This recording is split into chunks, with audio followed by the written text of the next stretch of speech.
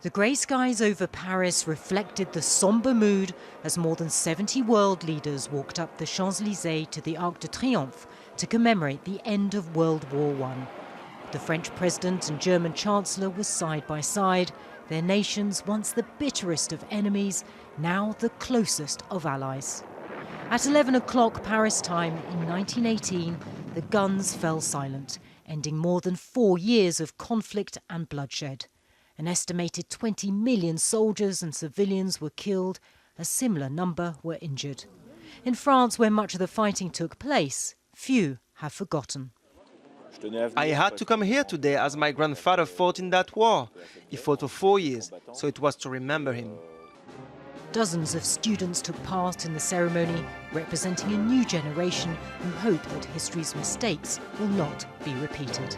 The Armistice Treaty marked a victory for Allied powers and a defeat for German forces.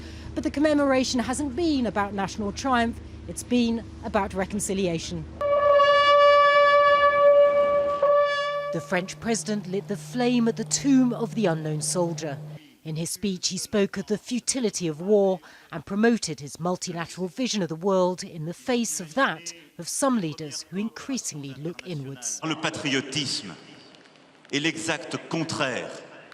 Patriotism is the polar opposite of nationalism. Nationalism betrays patriotism.